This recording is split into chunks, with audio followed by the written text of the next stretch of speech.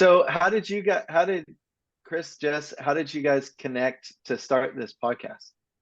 Go So for it, Jess, how did Chris. we meet?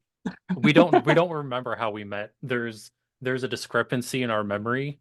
We believe it is either MySpace that we met back in the day, like late Okay. 2004, or or Hot or Not. We can't remember which one. It's one But or the back in the other. One or the but other. back in the day on Hot or Not, people used to kind of like randomly capitalize letters in their profile so you could get their AIM screen name out of it. Because Ah, if you just straight put it in there, they would remove your profile. So it was either through trickery or you had to MySpace. pay. You had to pay to talk to the girls. I was never that desperate. No, Chris also kind of was a fan of my old online magazine I had with three friends, which was Jam back in the day. Actually, Nice. Okay. funny thing is I actually interviewed Tim a long time ago, so Yeah. Is that interview on YouTube Crazy. still? Jam, no, that was never on YouTube. That was No. always just like typed up. I had to like type everything up. Oh wow.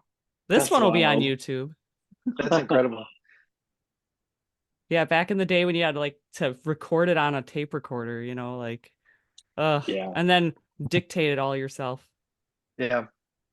So yeah, so then she posted on Facebook that she was thinking about doing a podcast, and I jokingly commented like, haha, do you need a co-host or something like that? And she messages me and says, it's funny, I actually asked about maybe needing a co-host. Did you miss that post? And I'm not super active on social media really. So and that's how it started. I was like, yeah, let's do it.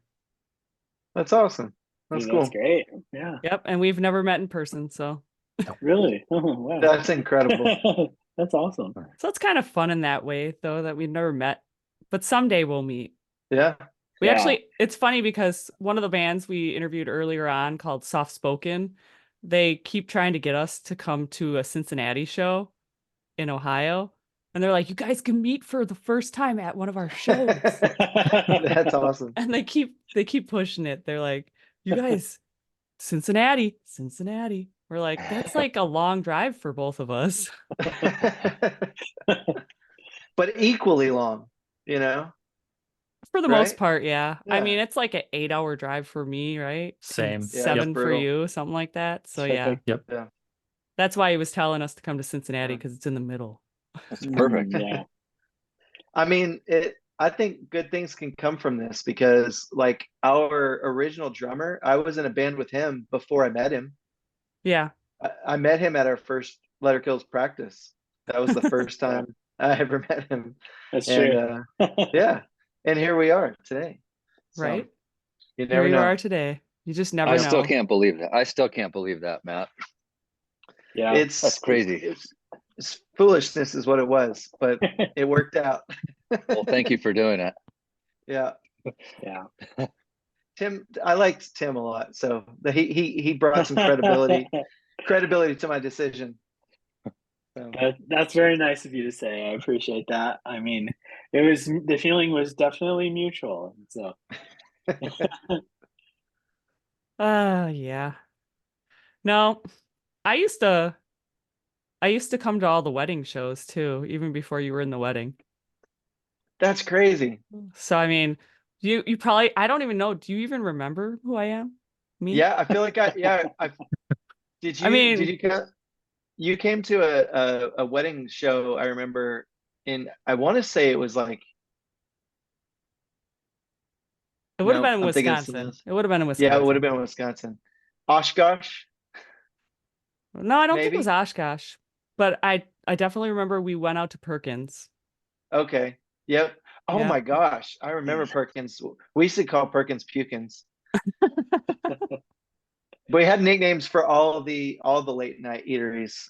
Like instead of IHOP, it was iPlop, and awful instead of Waffle House, it was Awful Bells, Mm. and Denny's was just Denny's, but you got Denny's, Yeah. but I remember going out to Perkins. Like we took you guys all out to Perkins after the show. I think it was in Madison.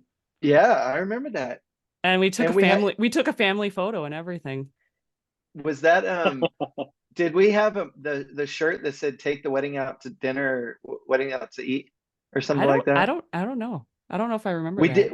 So we actually printed one of our merch shirts was take the wedding. I took the wedding to dinner, and it was like, it was our way of getting free food. So like we would get, because it worked both ways. You sell the shirt and you make, 15-20 bucks, but then you also get a free meal.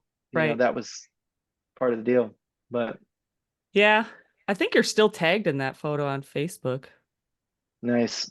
but Maybe in a nostalgic moment, I will return to the Facebook. But well, you want to get this thing going? yes, let's get this thing going. So it has been, 20 years since, you guys have really kind of been around in the scene. So could you please introduce yourselves again and the role you play in the band to people that may have forgotten about you? I am Matt Shelton. I'm the lead singer for Letter Kills.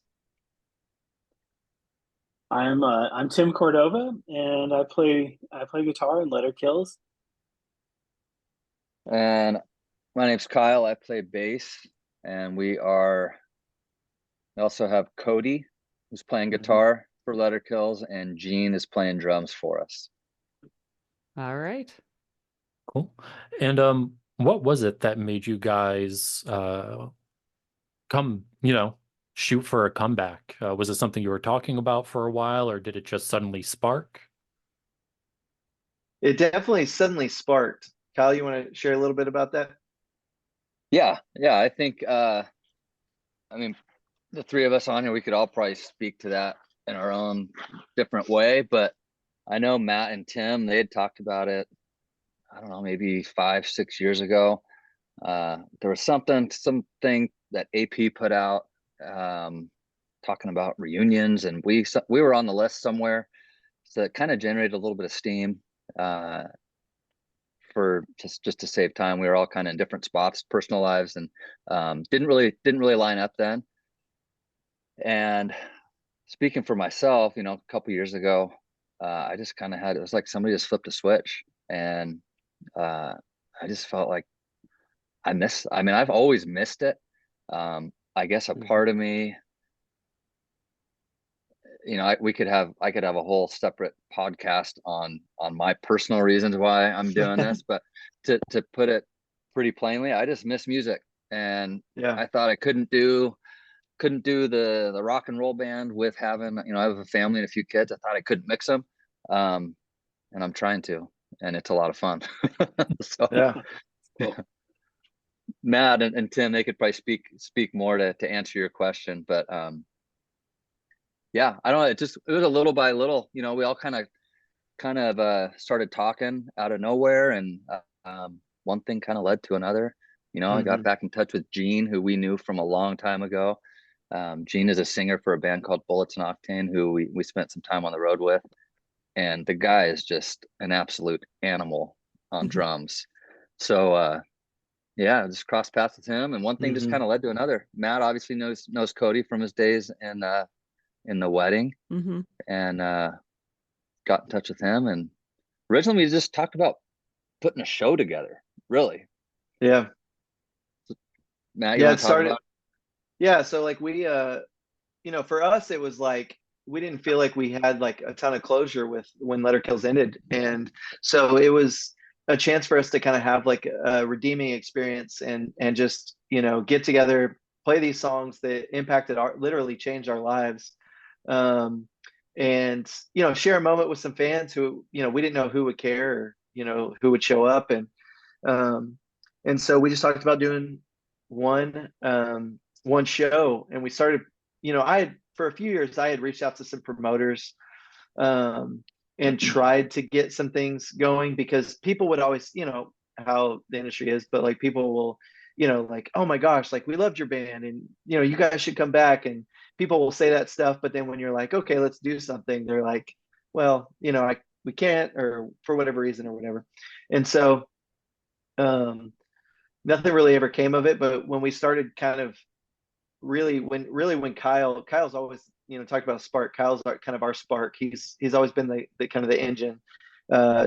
Me and Tim are kind of along for the ride. Like we're like if you picture like Kyle's driving the truck and me and Tim, and I hope you don't take this negatively, Tim, because I'm putting myself in there, but we're kind of the two golden retriever, the musical golden retrievers that are just sticking our heads out the window, loving every minute of it. And you know, but we needed someone to kind of push us along, and Kyle kind of brought that spark and started reaching out about, we kind of made a decision last January to do one show, and we would just kind of like make it about that and not really try to do too much, and started reaching out to book our own show to make it happen in Southern California. And through that process, we were looking for opening bands. We didn't just want it to be like, you know, anyone. We wanted it to be at least somewhat some kind of relational connection.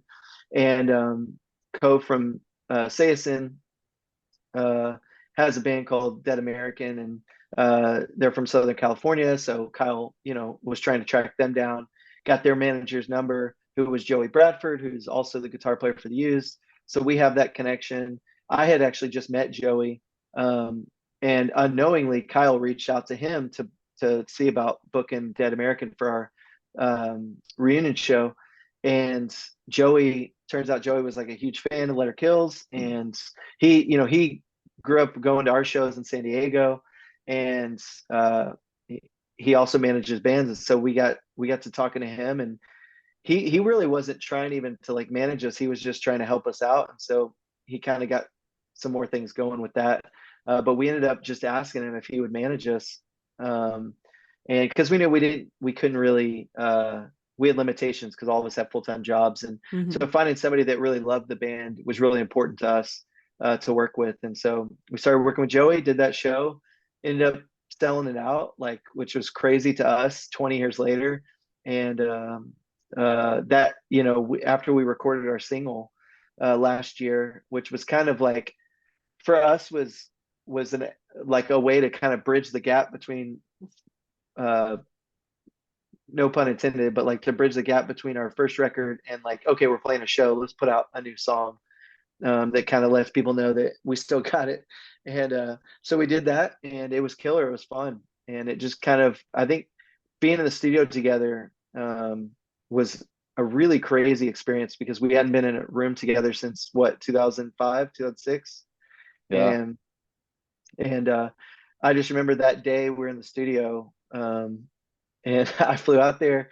I show up in the studio and I see Kyle and Tim, and I'm just like, I was in shock like all day, and I just kept staring at them, kind of like the way I describe it to my wife was like kind of like staring at like a newborn baby, where you can't stop looking at them because you're just like in awe that it's happening. And that's kind of how I felt. I was just like in awe that I was like, I'm in the room with Tim and Kyle right now. Like, this is crazy.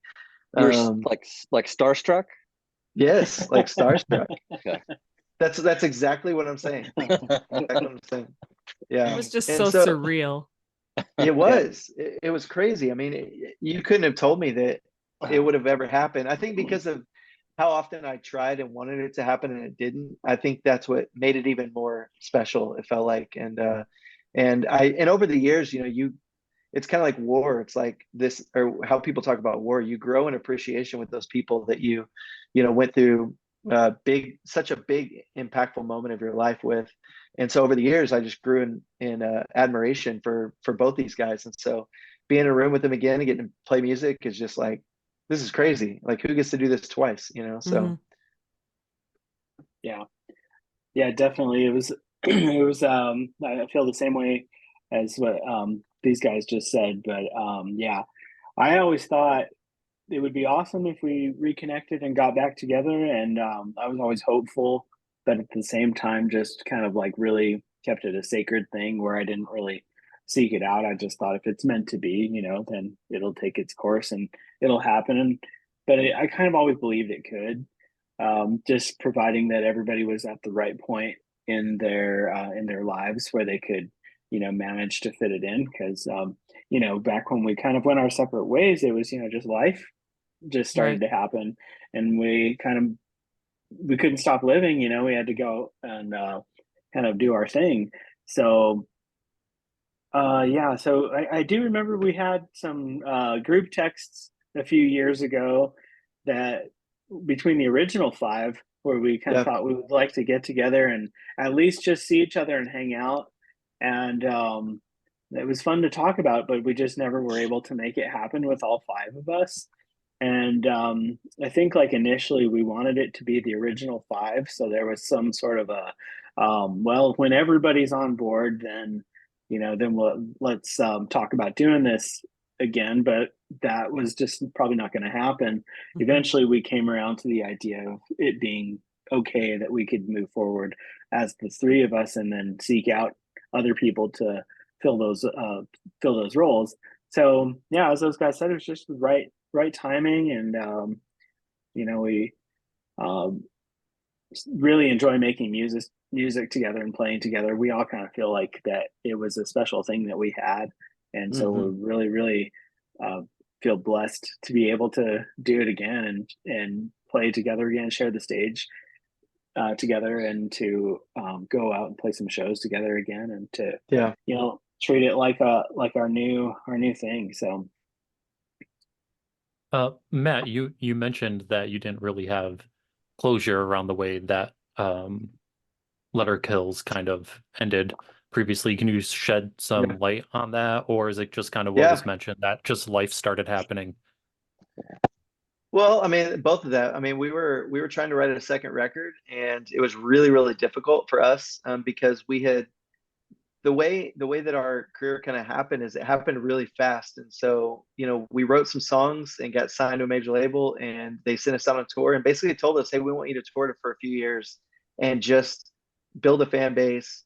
And so we did. And because of that, we didn't really, we grew a lot in those few years of being on the road, and musical tastes, if you think about it, I think Kyle, you and Dustin were 18, I think, when we first started. And so, 18 to, we go to write a second record and you're 22, your musical tastes just change a lot in that time period.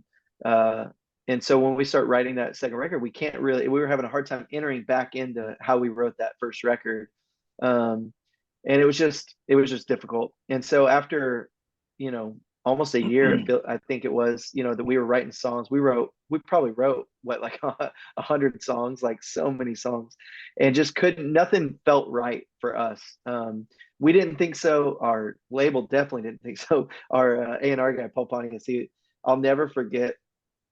I don't know how you guys remember this, but like, I'll never forget when we sent him the songs, the first 5 demos, and he was like, "What is this shit?" Like I think he thought it was a joke because it was so different than what we had done. So we kind of had to like work our way back musically. I remember us trying to like trace our steps back to that first record, and it was just really hard on us. And then nothing was clicking. And I remember we were in the kitchen playing poker. We would play poker on little musical breaks in Paul's kitchen, and I just I had gotten married in 2005, and my wife was living in Texas and I was living in California working with the band, and my dad had just had a heart attack. And so I remember just sitting there and thinking, man, we have been working really hard at this and it's just not clicking. It's like not working. And I'm just sitting here while my wife's in Texas and my dad's in the hospital. And I was like, I need to go home. And so that's all I really knew to do. And so I told the guys, I was like, guys, I think I got to go home. I don't know what's going to happen. I think, I don't know if I'm done, but I can't be here. I got to go home. So I went home, and just, I remember we had gotten Island to drop us. We had called, which is crazy. I think about this now and I'm like, I remember being on the phone with Paul Pontius and being like, hey, because we had come up with the idea, maybe we can release some stuff on a smaller label. We had another friend, Paul Gomez, who had a record label called the Record Collection, I think is what it was called. And we were like, we can put this out on an indie label or something like that. We kind of tossed around. We're just trying to make it happen. And so we got Island to kind of release us from our contract. And then I just went home and, basically said like, hey, if anything happens, let me know, if we get any ideas or anything like that. And we just kind of like went our own ways. And that's when life kind of happened and we all moved on. And each person had their own personal experience in that moment, and so their own letdowns, their own you know, decisions to make, all that kind of stuff. And so being able to like, that's what I mean by like closure. It felt like it just kind of, it was like this roll, like this fade out into fade to black, you know, kind of a thing.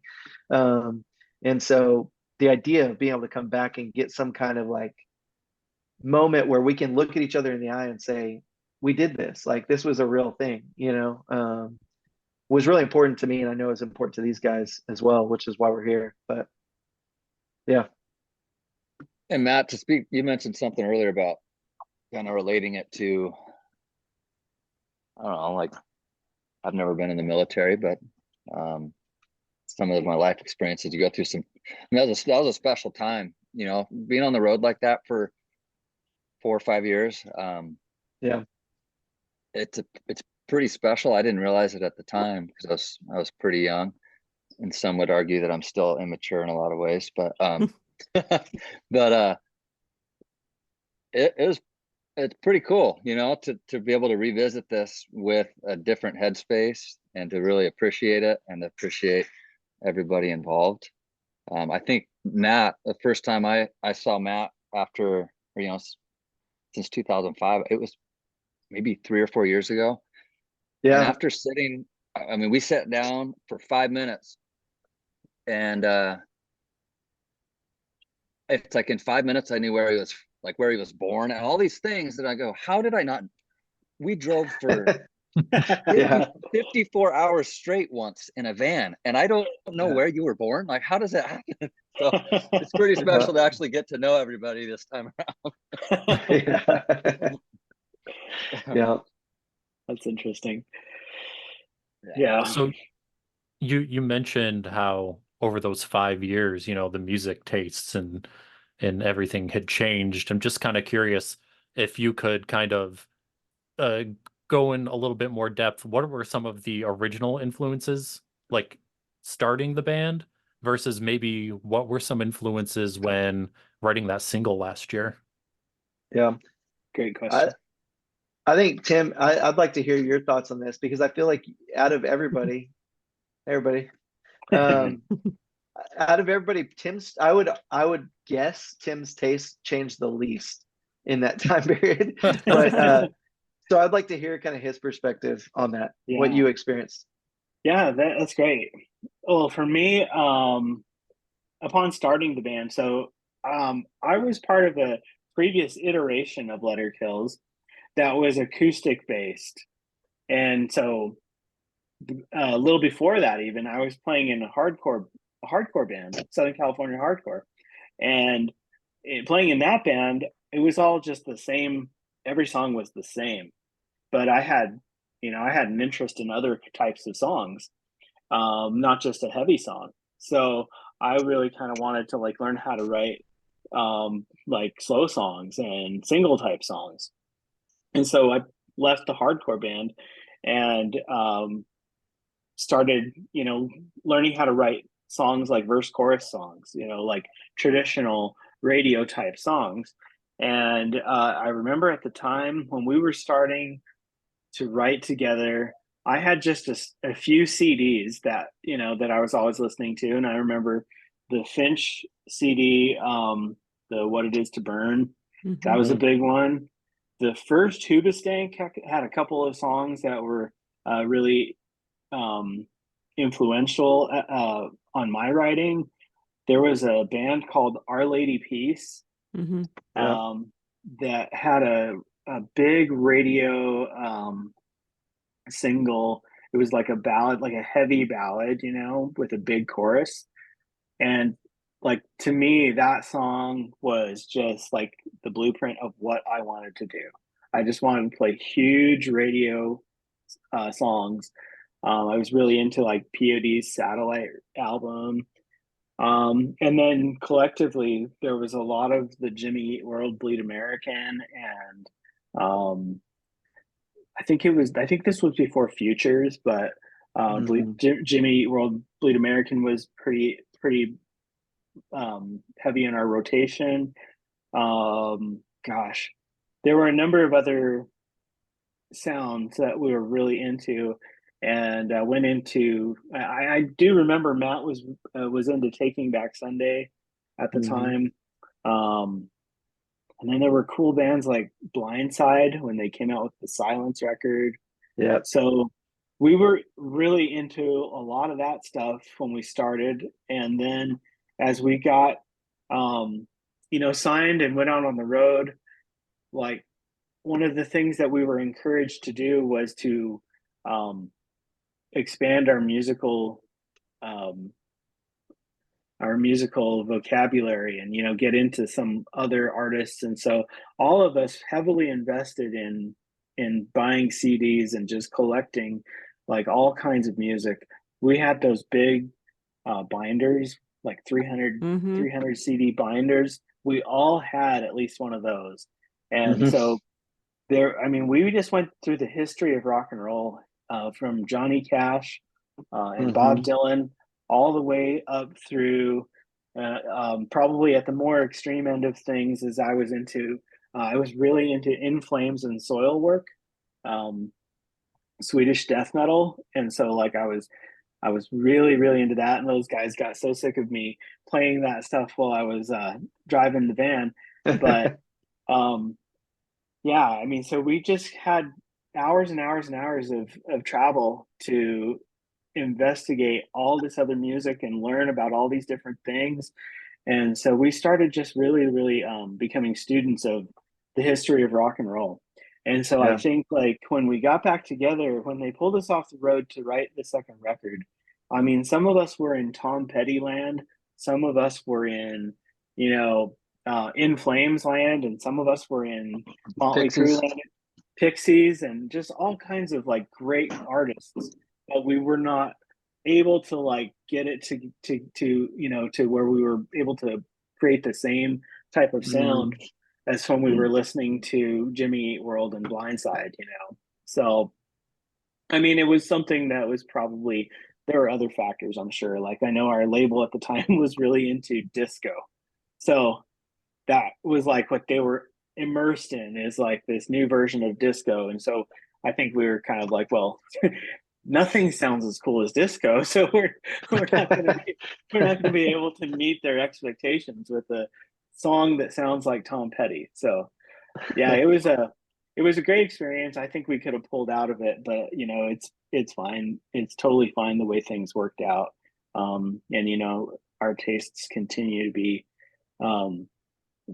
refined. And I think a really good thing is we all have a pretty open mind now. Like I don't have any sort of blueprint for what we're supposed to sound like, and the other guys don't either, just so long as we have fun creating it.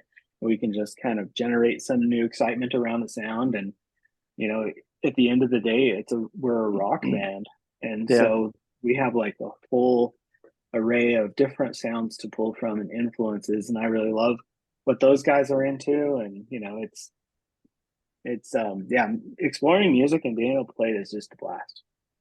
And I think, writing, like, to add to that, Tim, kind of 20 years ago trying to write a second record versus now, I know, probably speaking for most of us, if not all of us, it felt pretty forced, like we were trying to sound like something.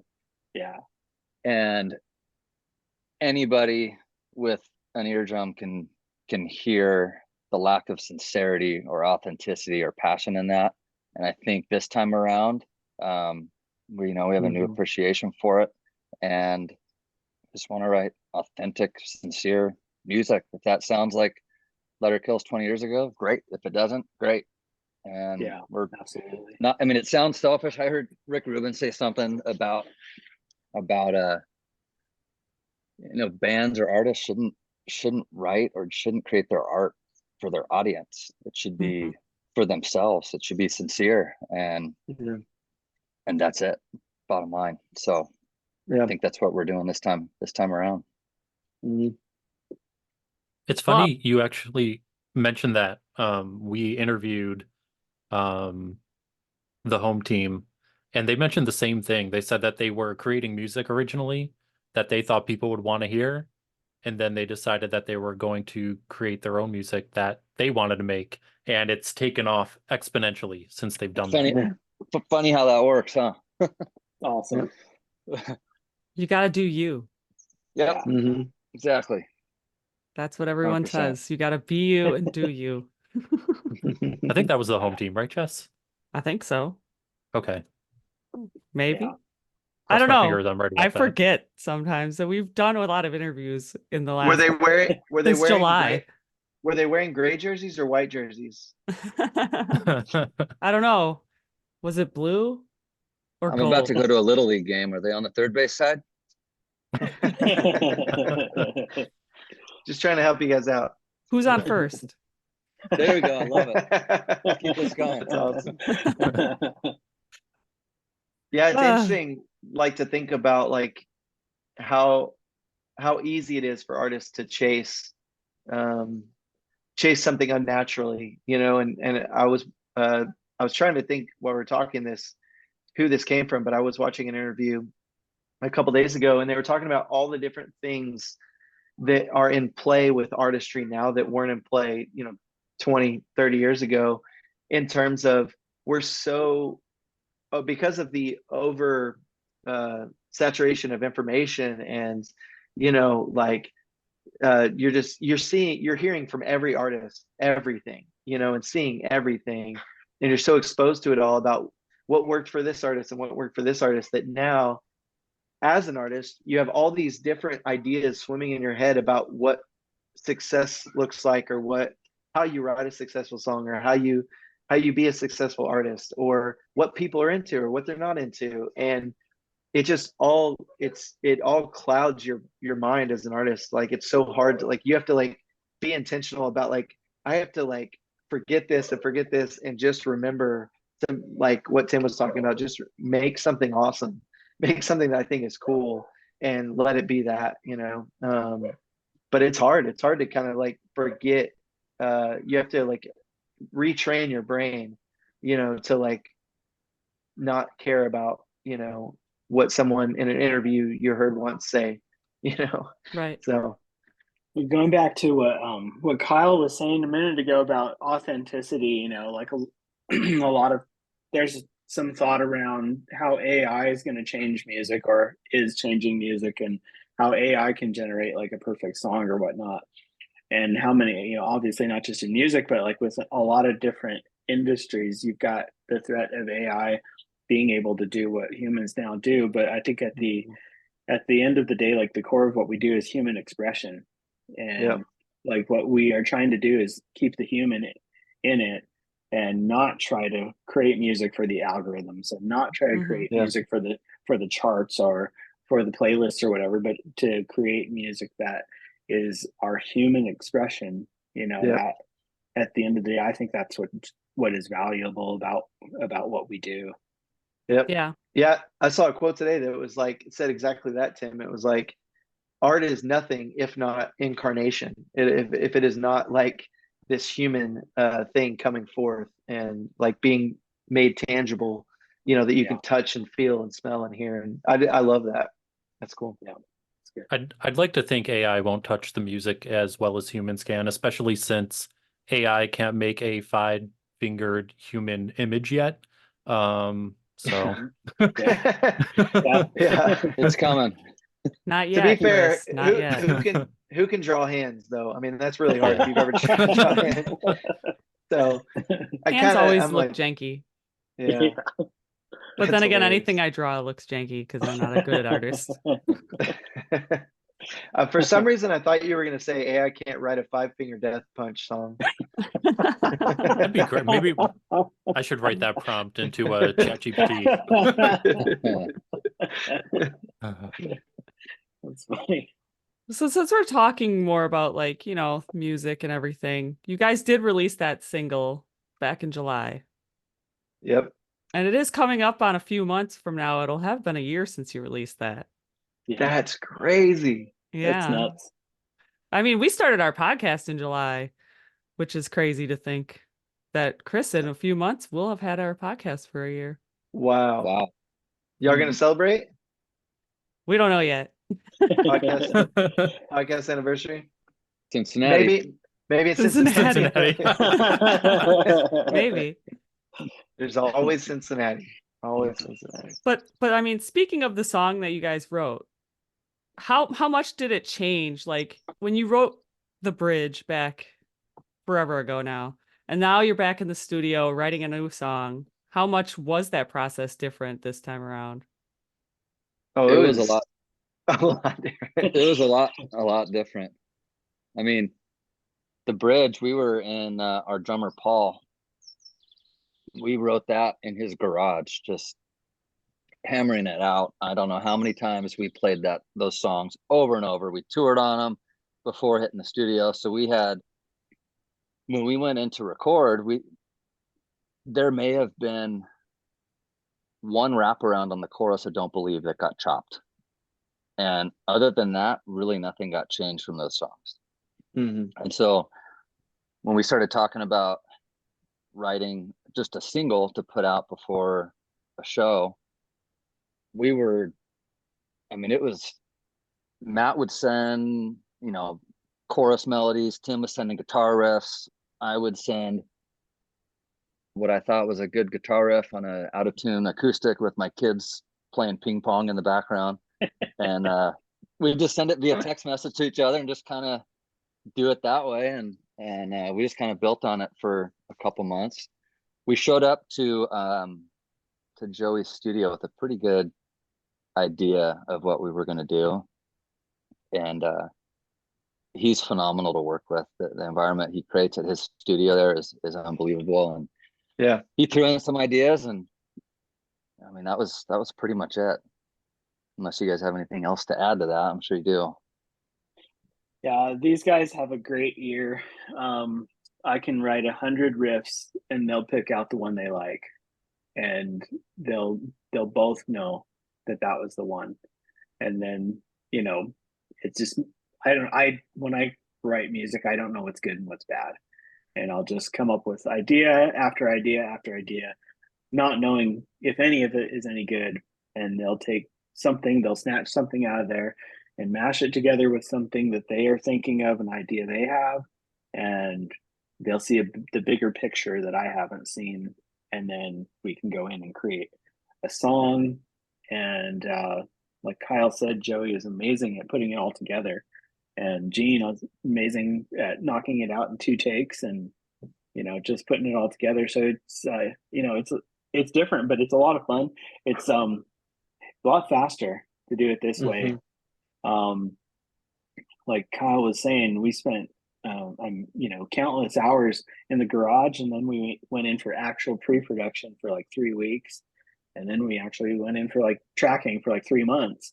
So there was a lot of time that went into the bridge, and compared to now, where we're kind of knocking out a song a day when we go down to work with Joey. So it's a lot different, but it's super fun, and it's just a blast to, I enjoy it either way. I like it personally. I kind of like it this way, the faster way, because you can get your idea through the speakers faster, so you can make creative decisions. If you didn't like it, then you can get rid of it and try something else, and your results come right back to you. So that's kind of nice to be able to like test things out and see if they're working. But yeah, super different. Any other singles that'll be released soon, or an EP in the works, or anything we can look forward to? Yeah, we recorded 3 more songs that we haven't yet decided what or when we're going to do with them. But our goal is to work towards releasing a second full-length record. And so we've just been right now we're just preparing for the tour coming up with Maylene, but yeah, definitely behind the scenes we're working on new music. Can't wait.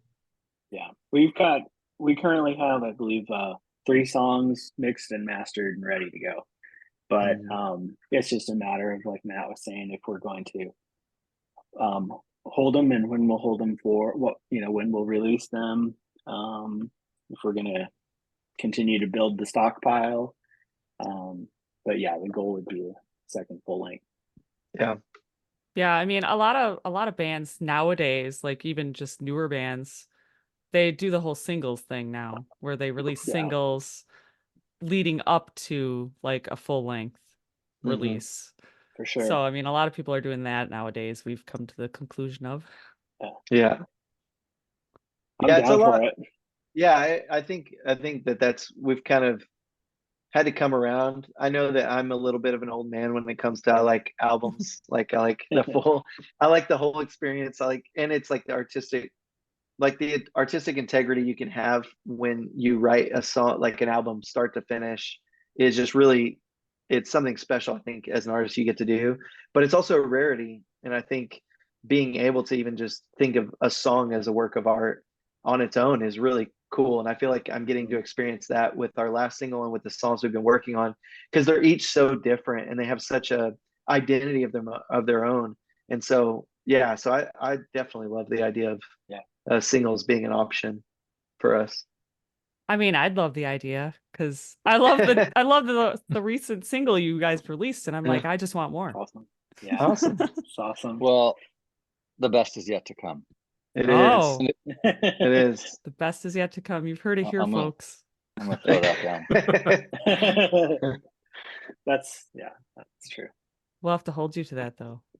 Yes. Hold You me to can. it. Yep. Hold Kyle to it. Yeah, hold Kyle to it. He's the one that said it. I'll back you up, Kyle. I back you up. Yeah. I need it, Tim. I need it. I can vouch for you. Yeah.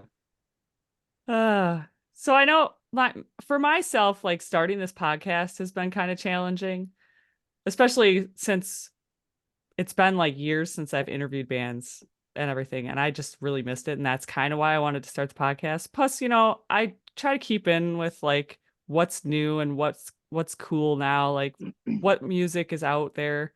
And I keep up with stuff, and I'm like, I need to share my musical, likings and everything with other people. But since coming back, is there any challenges that you guys have had that you feel I'm trying to think of the right word. I had the right word. Have you had any challenges coming back since it's been so long? I'm sure we have, but I mean, I think that the challenge is doing it different than we've ever done it before. Like that's the challenge, but it hasn't felt like, I guess when I think challenge, I don't think bad. So I don't know how you mean it, but like it's been a challenge, but in like good way. Like I feel like it's made me a better musician. It's made me a better, like even just like how I think about music and what place I put it in my life. Like I put it in an appropriate place. It's not everything to me anymore. And so it's like all those things have been challenges, but they're good, like good challenges. There hasn't been I would think like obstacles that have been like obstacles is just time. It's like I feel bad. Tim he's not joking where he'll send 100 ideas, and it's like 99% of the music we have is started because Tim picked up his guitar, and it's like it's such a blessing, it's such a gift, and I always feel bad because I'm like, I wish I want to sit down and like give these songs like some vocals and like add all that, and it's just, but life happens, and it's just hard to really get the time. And so we've had to be really intentional about when we're setting aside time, and we've learned some things about what we can do, what we can't do. And but like I was even sharing with somebody the other day, a phone conversation I had with Kyle recently, and it was just really encouraging to me because we're all trying to make this work in a new way, but there's just been so much grace extended to one another in how we can do it or how we can't do it.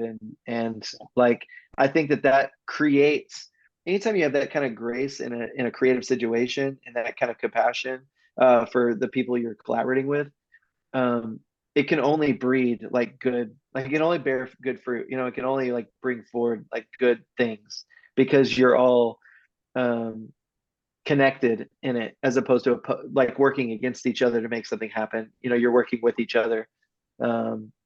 So I don't know if you guys want to speak to any challenges or obstacles or that you guys have faced. Well, I have a challenge right now. I have to jump off this podcast. There it is. There it is. So real quick, I'm gonna hop off. Thank you both for having us on. And, No problem. Thanks for coming on. Can't wait to listen to it. Glad Kyle, to do have you you, have, Kyle. Hey, do you have baseball? What do you have going on? yeah, That's awesome, dude. we're the home team tonight. Yeah. Yeah, you are. That's awesome. Have a great evening, Kyle. Hey, Hey, do me the a four of you favor. as well. Will you call at least one suicide squeeze tonight? We had one last game. Yeah, Okay, well, let's run it I'll back. try to do it again. I'll do All it right, again. let's do it. All right, let's do this. Hey, July 1 year anniversary of the podcast. Maybe we'll do Yep. a joint anniversary show of right where we belong, Cincinnati. All right. Cincinnati. Yeah, There there we you go. go. That'd be sweet. I'll go to Cincinnati for Cincinnati. you guys. All right. All right. That's awesome. Let's make it happen.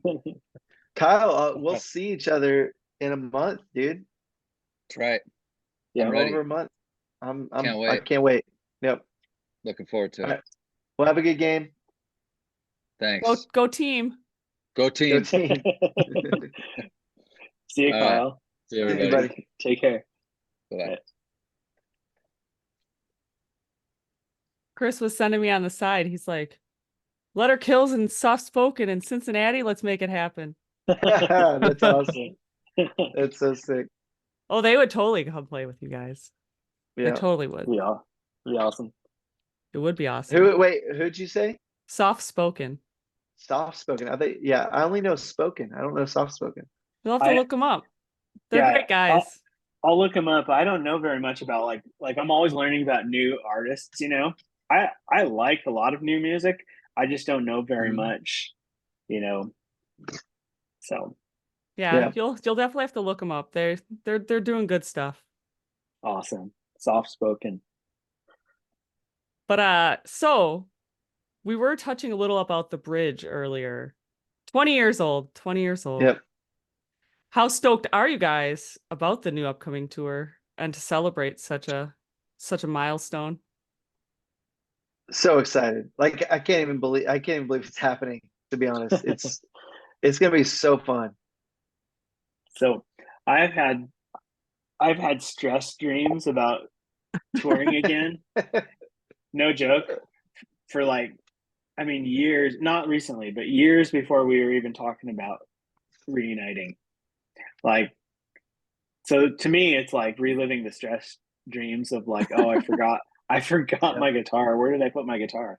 Or like, I don't have a cable for this. Like, has anyone seen my cables? I had these stress dreams for years about like, can't find my equipment, and we're like getting ready to go on stage. Which is so funny because now it's going to be a reality. Like we're actually going to be playing some shows and touring. But yeah, so excited.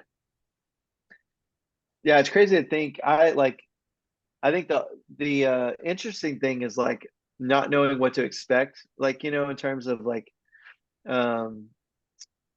even just how many when you're touring with other bands that have their own fan bases and things like that, you're always curious about how much of that fan base is going to be yours. And so I'm really interested in that. But the things I get most excited about, honestly, are just the in-betweens. It's like the getting ready for the show and like driving to the show and hanging out with these guys and and then getting to like sing these songs again with people because the people that are there when you've been a band for as long as we have, like the people that are there and singing your songs, it's just such a deep connection because like they've liked your music for so long. And so that's a really sweet experience and something I didn't expect when we did our reunion show. I think I was so focused on like us, like as a band, like being back together and really trying to take in that experience that when we actually like got on stage and like seeing the crowd sing the songs and how much the songs meant to them, like that was like something I didn't expect. And so I'm looking forward to seeing who shows up, from our fan base to these shows. I would have made it to Chicago, but you guys aren't playing Chicago. No. I know. I was like, Yeah, oh, dreams. We're gonna try to get out there. We're trying to book some more 20th anniversary shows this year. So I know St. Louis and Chicago would be on our radar for sure. Preferably Milwaukee, though. Oh yeah, yeah. Is there We've got a is there a better venue than the Rave? Because that's all, I'm pretty certain that's all we've ever played is the Rave. That is all you've ever played. I remember because you guys played like in the basement there and at the bar there. Yep. Yep. We headlined the But bar. We played the basement with, I think, Sugar Colt. I think it yeah, was that Sugar Colt Motion City soundtrack. I think that's what that tour was. I believe so. Yeah. I think you played with Story of the Year as well at the rave. Yeah. yeah. Yeah. I tried to look into it. Did you guys ever come through Syracuse? We played, no, we would always play Northern New York. We played Buffalo We played Buffalo. We played and, Rochester. oh yeah, Rochester Yeah. Music Hall. Yeah, that's right. Yeah. Yeah, that's a venue right there. Yeah, it is. So you guys also played Warped Tour 03 and 04, Mhm. if I'm correct. Do you have any standout memories from those Warped Tours? Tim, you go first. Oh man, like so many memories, like formative memories. Like I mean, all like just every. Gosh, if you wanted me to pick one, it's just like Yeah. the whole experience was just incredible. Just Yeah. imagine, like if you've been to the one day at Warped Tour, just multiply that by like whatever, like 90 days or however long it Mhm. is, and it's 70 days or something, but it's just the greatest experience. Yeah. To be immersed in that world every single day, and just the daily things that happened. Seeing all those different cities and all those different people, just the extreme temperature, drastic Yeah. temperature changes along the way. Yeah, so many. It's just phenomenal. Like just even to see Warped Tour go up in a few hours and come down at night, it's an incredible thing to see. Yeah. Essentially, like raising a city in a day and then tearing it up at night and moving on. It's just incredible. Yeah, it Yep. was just a special memory. I'm so fortunate we got to be a part of that experience. And Mhm. Yep. kids today will wonder what it was like, maybe, but Yep. we got to live it. So, Right. I did 16 years. I went 16 years of Warped Tour. were you on That's the tour? incredible. No, I wasn't on the tour. You I just was would, just yeah, going to the tour. Yeah. that's amazing. Yeah, That's I went. awesome. I went as a fan. I want to say it was the first or the second year of Warped Tour, and it was like the Deftones on their first or Mhm. second single. Um, when they just had the flatbed trucks as stages, but that was pretty cool. Yeah, Yeah, that's awesome. yeah, Yeah, it was incredible. I mean, same as Tim. It's like I have countless memories. I mean, I like just so much happened. I remember we shared a bus with our first bus with Story of the Year. And so yeah. we had countless memories with that. I mean, we were in a production bus, so there was like 15 bunks and like 19 people. So it was like it was just packed. Our power went out in the bus, and like I remember one night we were in Philadelphia and our power's out, and we were like, what are we gonna do? And like and we had to get out of the bus because it was just they were working on it or something. And I remember our manager hit us up and was like, "Hey, do you guys want to go see Marilyn Manson tonight?" And we were like, "Sure." Marilyn Manson was in town, so we all like piled up and us and Story of the Year and went to see Marilyn Manson. And then while we were at Marilyn Manson, we get another text from our manager, and he's like, "Do you guys want to go to an after party with Justin Timberlake?" And we're like, "Yes, we're gonna go to the after party." So we went to like I think it was the TLA where he was performing. We later performed there with Hoobastank, but like we went and it was like I think it was a private party because it wasn't a ton of people there, and he was just performing, I think on a piano, if I remember correctly. But it was just such an incredible experience of like we're making really like good memories with like our musical best friends, which is Story of the Year, and like getting to see Marilyn Manson and Justin Timberlake in the same night, like after we played Warped Tour that day. It was just a very surreal experience. And I busted my head open one time on Warped Tour, and I remember Quinn from the Used was filming like side stage on his little handheld camera that he had. Those little mini tapes that I forget what they're called, like the DV8s or whatever. Mhm. Um, and just like that experience. Oh, so like that, I busted my head open, and it was on the last song, and I'm just like gushing blood, like the whole face looks like Kool-Aid, and I'm looking at the fans in the front row, and they're all like screaming, like looking They're at me, loving it. and I remember, yeah, oh, they're loving it. And so I finished the song, and I'm like on my knees because I can't get up. I'm like lightheaded. And our tour manager at the time was Road Dog, this guy named Road Dog, and named Matt. And he like grabs me, pulls me to the side stage. There's a golf cart waiting. He takes me to the front. This is before Uber, so like we get a taxi, hop in the cab.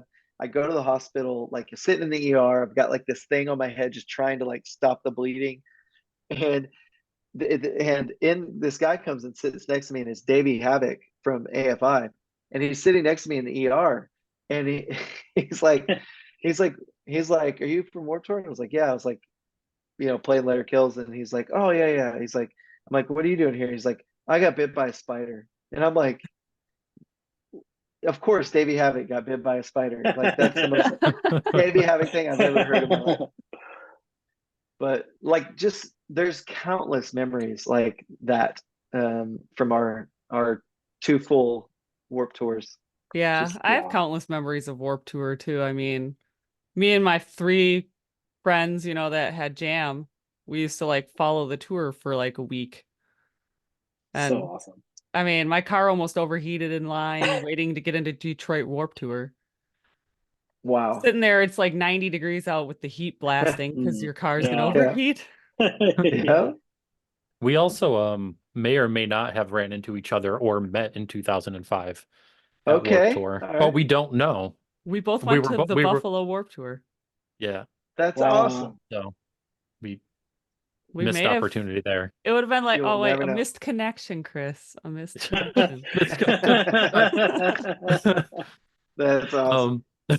So I do also vaguely remember you were part of a shorter lived tour, the Nintendo Fusion Yep. tour, where I think it was like music and Nintendo brought out like new games or something like that. What was that experience like? That was a blast. That was awesome. They introduced it's when the GameCube came out. So like they like everyone on the tour, like each band got like a GameCube, and it was just really fun. But that tour was fun because it was like Story of the Year, My Chemical Romance, Amber Lynn was on that tour. I remember Amber Lynn was just getting started out. They were like the opening band. I think it was Story of the Year, Autopilot Off, My Chemical Romance, Lost Prophets, Amber Lynn, and then you guys. Because I still have like, I had a photo pass. Awesome. That's great. Awesome. For that tour. So I was like, I still have that. And I'm like, I just took a picture of that and sent that to someone the other day. I'm like, I'm going to look that up. I know the lineup. That's incredible. Yeah, that tour was super fun. That was a very fun tour. That was, I took a lot of like with my little digital camera, I took a lot of like pictures during the day. So I'd go out and explore in the cities we're in, just take random pictures as I'm walking around. So I like have a lot of memories based off like what pictures I took, from that tour. But super fun. That was a good one. It was super fun touring with My Chemical Romance. That was before they were massive. They were really popular, and they had great energy and great crowds, but they hadn't like gotten to the height of where they would get yet. Right. And man, they were so fun to hang out with. Like just the chemistry between the bands was super fun on that tour. Yeah, it was. That was crazy. We got in a bar fight that tour as a band. I think me and Tim just watched, but I was already. So yeah, are you talking about Texas? Yeah. I was already asleep, getting ready for bed. It was like, one of those like super late bus calls. So like I was already in my bunk, and like people just came running onto the bus. And then me and Matt, I think we were like peeking out of the window. It was crazy. It was crazy. A lot of commotion. I can only imagine. I would have stayed out of it too, though. So I'm not Yeah. really a big on fighting. Yeah, it was. Yeah, it was a. I don't even know it what was happened.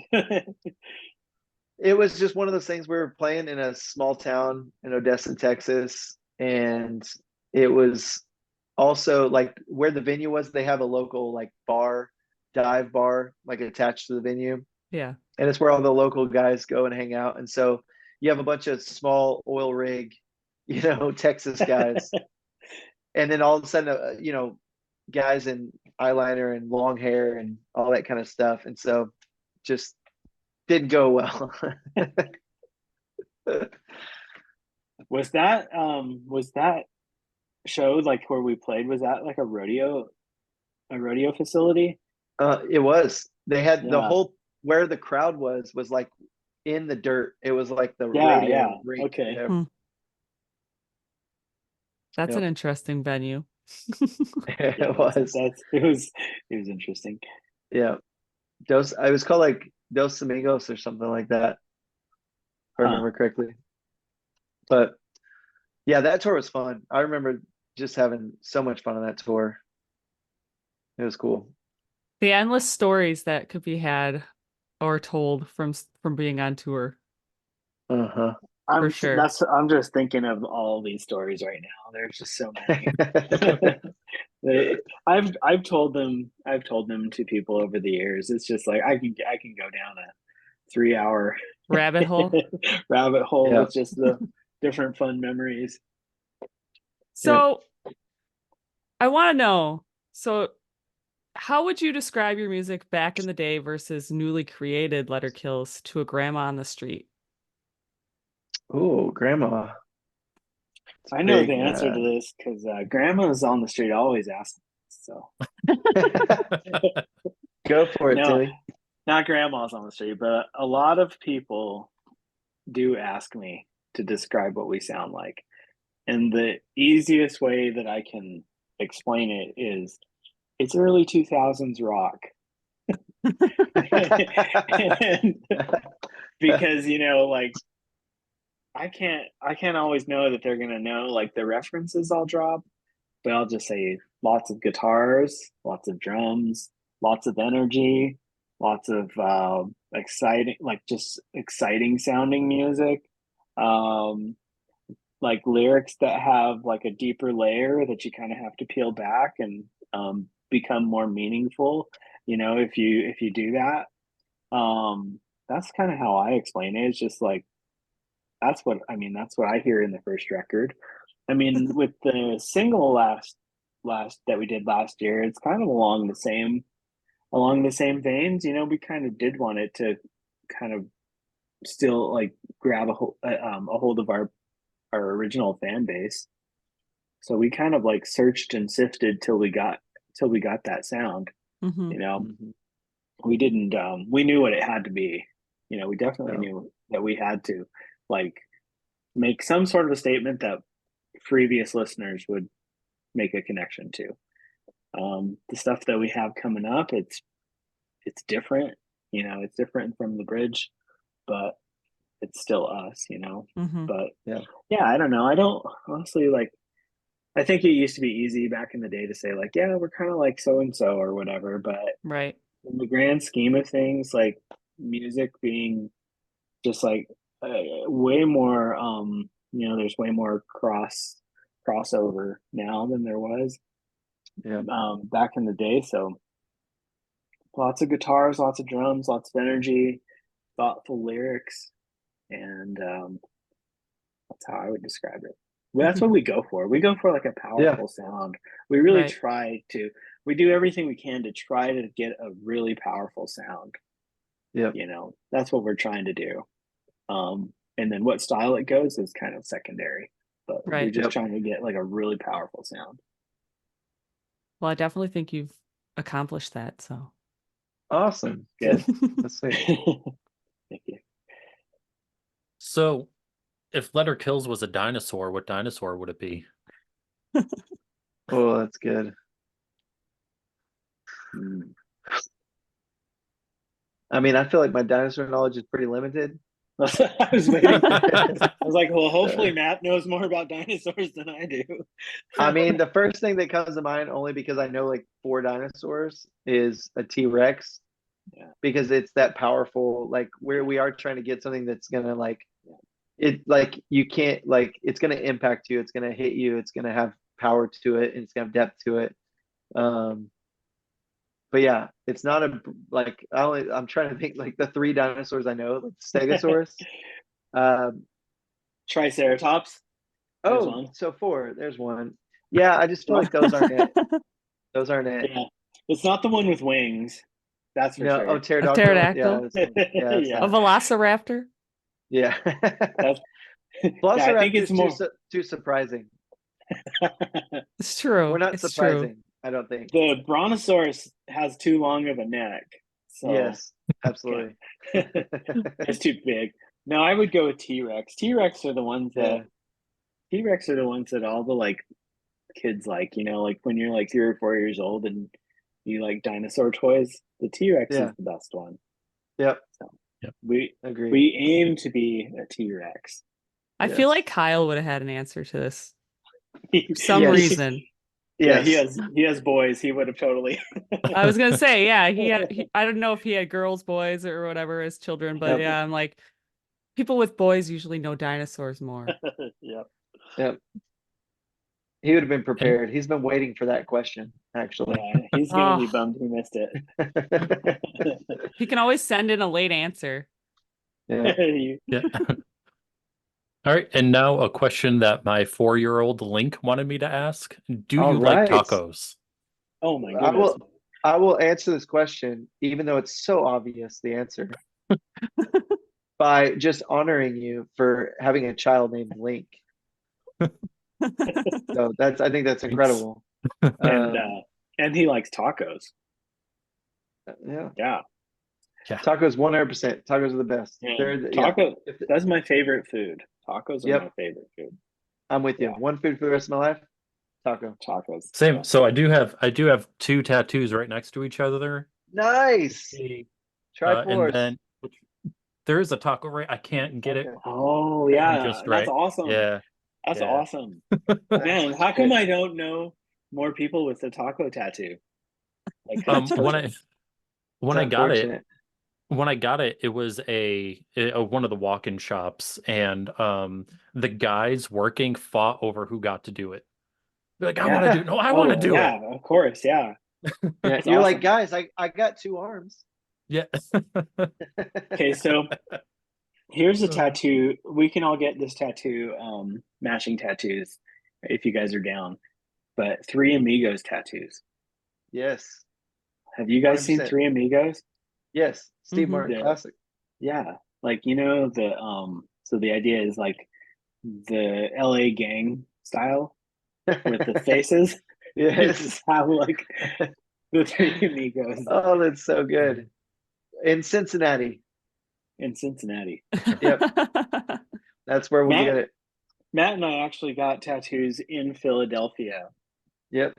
On the right before the show. So Matt got his right before me, and then he went to the venue. This He got butterfly that right here. butterfly right there, and then I got a very similar butterfly right here, and it was like the guy had to hurry because I was supposed to be on stage. So Yeah.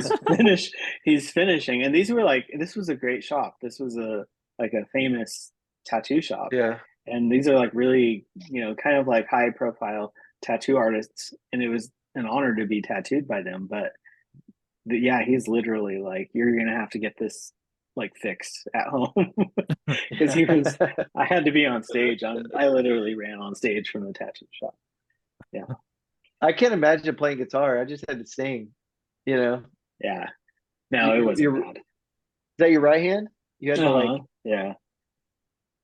It wasn't Oh, bad. I think I probably wore like a long sleeve or something. Yeah. He weathered through it. Yeah. We were with Hoobastank and 3 Days Grace at that show.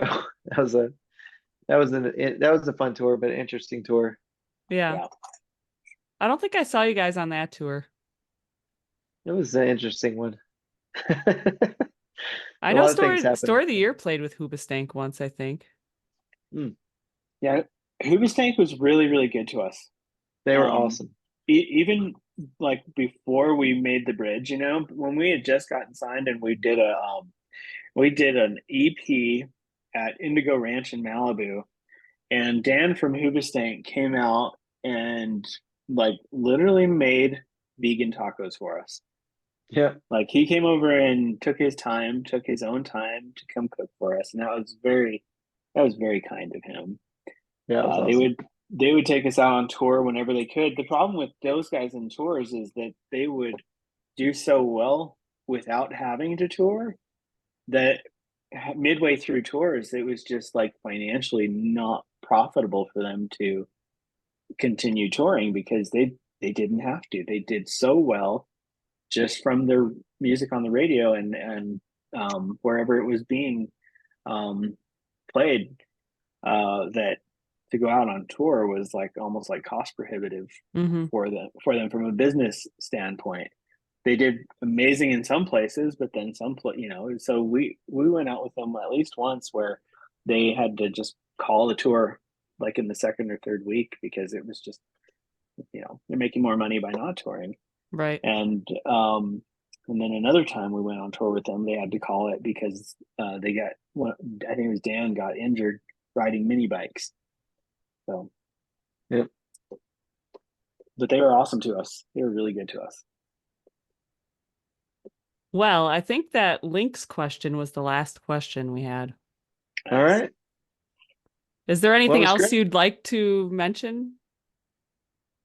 No, just give us a shot in life,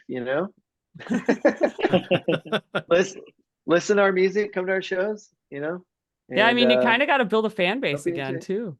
I know. We've been talking about that. And so I'm excited. I'm excited to see kind of what we're able to accomplish and together again. So yeah, I do know absolutely. of a few people that are fans of yours, though. They're actually a band we recently interviewed. They're called Long Live the Lights, and they're like they're super excited because they're gonna come see you guys in Houston. Oh, nice! And they're like excited to meet you guys. And the lead singer, I talked to him randomly, and he's like, "You should totally be like, we'll totally open for them sometime." Yeah. Yep. If we were open worthy, we would. We could we're obliged. We're kind of filling that opening role right now. So. No, I think he meant in general if you guys tour more. Oh yeah, of course. In the future. That's awesome. Well, that's cool. Very cool. Yeah. But yeah, they're out of Houston, so sweet. Scout Bar. We're playing we look forward to meeting those guys. Yeah, I'll let them know. I'll be like, they're going to be looking forward to meeting you guys. Yes. I guess then we'll all see each other in Cincinnati in July. That's right. Right? Yes, in July. There's always Cincinnati.